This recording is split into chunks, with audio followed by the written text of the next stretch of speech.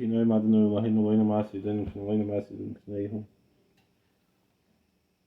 the book of Psalms, chapter 68, verse 27, it says like this: Tehillim, B'makelos baruch Elokim, Hashem mimekor Yisrael. That in the congregations you shall bless God, and it's implied that you should bless the Lord from the source of Israel. The Talmud tells us that this teaches us, when it says Mekor Yisrael, the source of Israel, that this indicates that even that when at the miracle of the splitting of the Red Sea, everyone sang to God, even those who are from the source, meaning those who are not yet born, the unborn.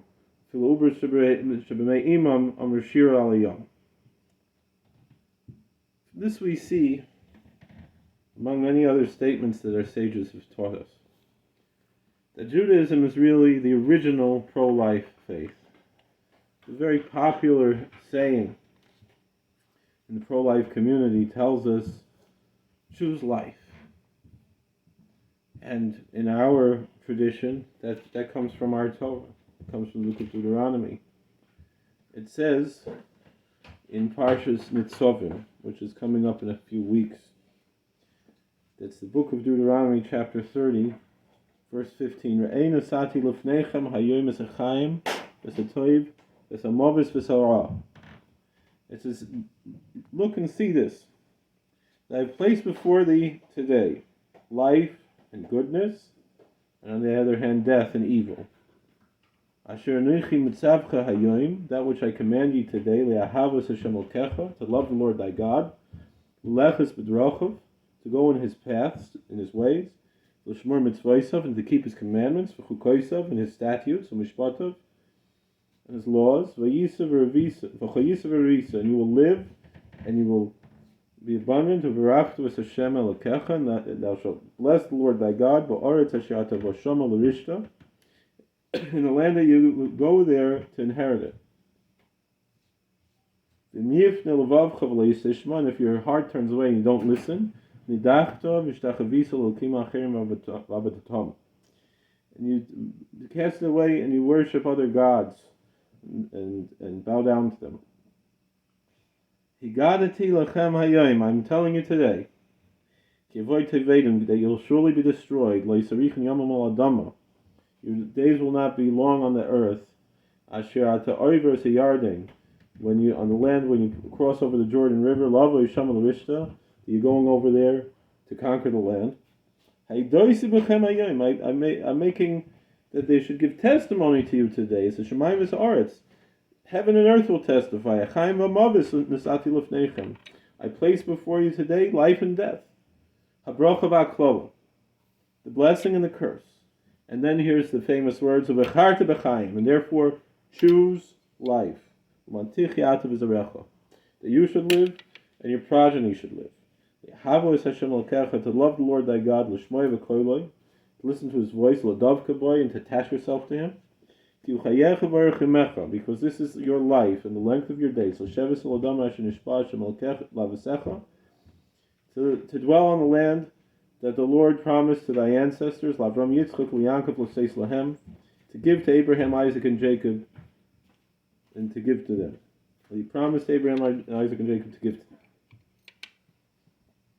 And I know that the pro-life community has grabbed onto these two words, choose life. They put it on bumper stickers, even on the license plates, and it's very good. I'm not criticizing that. But there's two sides to this. Essentially, this statement, choose life, means to choose the Torah as a whole. Meaning when we choose the Torah, we're choosing life, and we're choosing blessing. So then the question has to be, is there a connection to this issue? And yes, there is. Is there a direct connection? Meaning, is it just a bumper sticker? Is it just a saying to connect choose life to the question of abortion? Is it something that's beyond with the Torah saying? I believe not. Because Torah is indeed the first pro-life religion. The very first mitzvah of the Torah is puravu, to be fruitful and multiply. I have a co-worker in my work in prison ministry who's been there for 30 years. And when I told him that I have 7 children, K'nai Nahara, he said that's the greatest pro-life statement he could have. I said, by us, that's already a small family.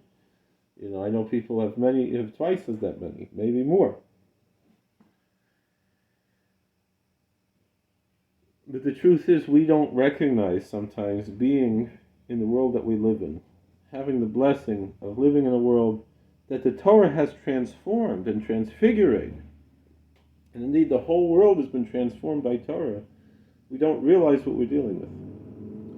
If we go back to ancient times, the ancient pagan civilizations, you had the ancient Romans, ancient Greeks, particularly the Spartans and others. For them, not only was it a question of abortion, but infanticide. Babies were often left to die, rather than to have what they would see as an inconvenience of raising the children. That was by neglect. And then, on the other hand, certain civilizations or uncivilizations, certain pagan cultures, as the Torah warned time and time again, would actually sacrifice their children, actively murder their children out of some kind of a twisted religious fervor. And so this aspect, this that we see today, of this death movement that they call unironically pro-choice. The truth of the matter is that there's nothing new under the sun, as King Solomon said in Ecclesiastes. This is really harking back to the ancient ways, the worship of Molech and Baal and all of these other horrific cults where they murdered their children.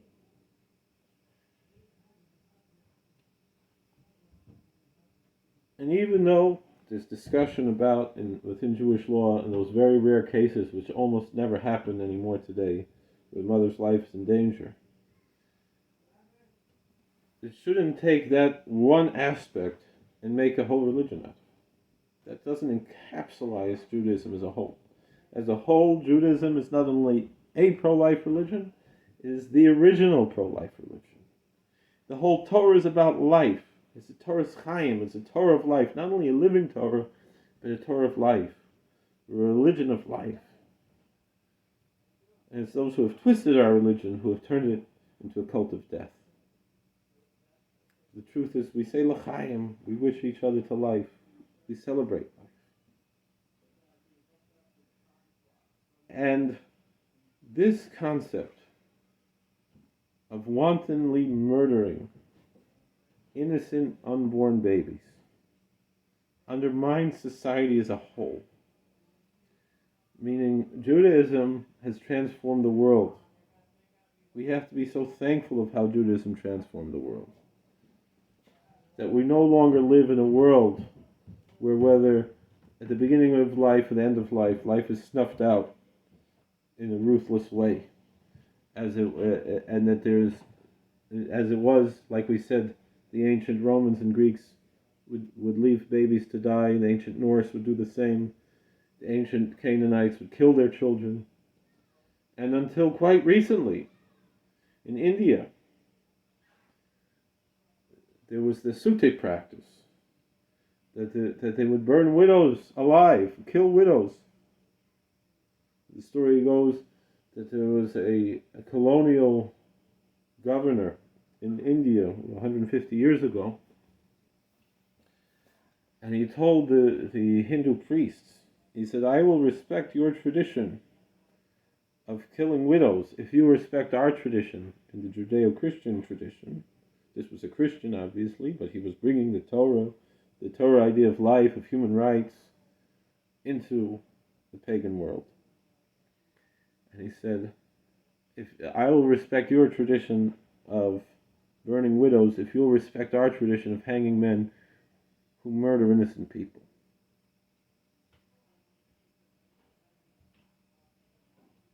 And so that practice pretty much came to an end. It might exist in some small pockets in India too, but for the most part it's disappeared. Because the message of the Torah that was spread through the world through Christianity and Islam as well, these basic ideas of human rights have spread. So we no longer have, and we can still respect those other religions, they can still be Hindus, but they can't kill people.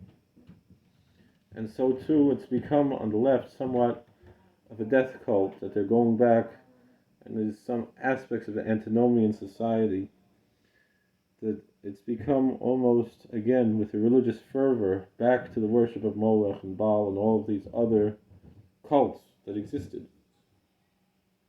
But there's even another nefarious aspect. Maybe not, it's hard to say which is worse from the two. Judaism is a religion that fights against racism. It's a very famous, a beautiful story in the Talmud, that there was a high priest who made it out alive from the temple after Yom Kippur, after the Day of Atonement, and he, the Gemara in Yuma tells the story, and so a throng gathered around the high priest as he was walking home from the temple. And in the crowd were the two great rabbis of that generation, were Shmai and Naftalion. And a great deal of the throng around the high priest gathered around Shmai and Naftalion, and Shmai and Naftalion went to approach the high priest to give their greeting to him. And the high priest was a little offended that they were getting so much attention, and he was not getting the attention that he felt he deserved. And Shmai and Naftalion, they were converts, and their ancestry was from Sennacherib, the Assyrian king who exiled the 10 lost tribes of the northern kingdom of Israel.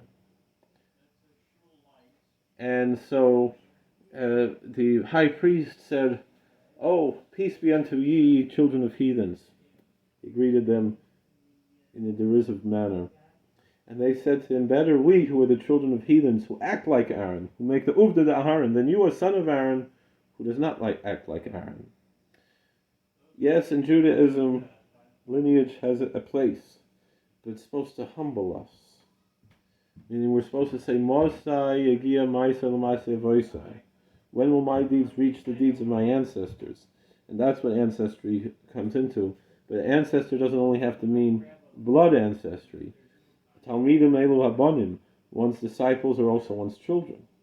And so with this we see that Judaism rejects racism. And yet the left, as much as they claim that those on the right are the racists, the Democrat Party has always been the party of racism. It was the party that started the Klan. It was the party that the liberal progressives pushed eugenics. And they started Planned Parenthood. And the ideology of Planned Parenthood is rooted in racism. And if those who support abortion, like in the old days, used to say that it should be safe, rare, and legal, they've abandoned this idea of rarity. But there's something more nefarious. We know that the African American community in America is about 12% of the American community. And yet, the majority of abortions are from people of color. And I believe that is rooted in the original racism that Margaret Sanger and others engaged in. And that should be detestable to us as Jewish people.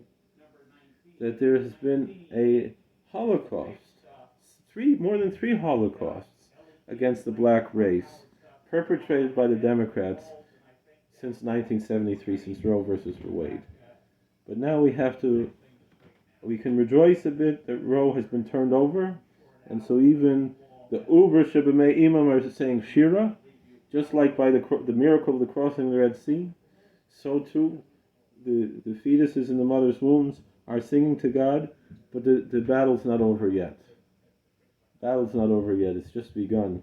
Now that at least, the very least, that the question has been returned to the states, and that federalism has been restored, and democracy has been restored over the tyrannical oligarchy of the judiciary that Jefferson warned about, that if judicial review got out of hand, we're seeing a restoration of democracy through this decision. But we know, again, the battle's not over yet. We have to focus on what the Torah is teaching us. The evaluation of life destroys society as a whole. When people have no respect for innocent babies and innocent elderly, and they engage both in abortion and euthanasia, and have no value for human beings made in the image of God, society as a whole is destroyed by that. And so that's when we say choose life, this aspect, this important aspect of fighting against the abortion industry, in particular the racist aspect of the abortion industry in the world, that devalues human life made in the image of God. We get it turned around. That on the other hand, that when we make a society that values life, society as a whole is uplifted. And so we choose life and we choose blessing. And so that's what we have to do as a society, to value human rights, which is what the Torah teaches, to value life and to choose life, and thereby we choose blessing, happiness, and goodness. We choose Torah, we choose life, we choose the good, we choose the blessing. Thank you for watching. God bless you.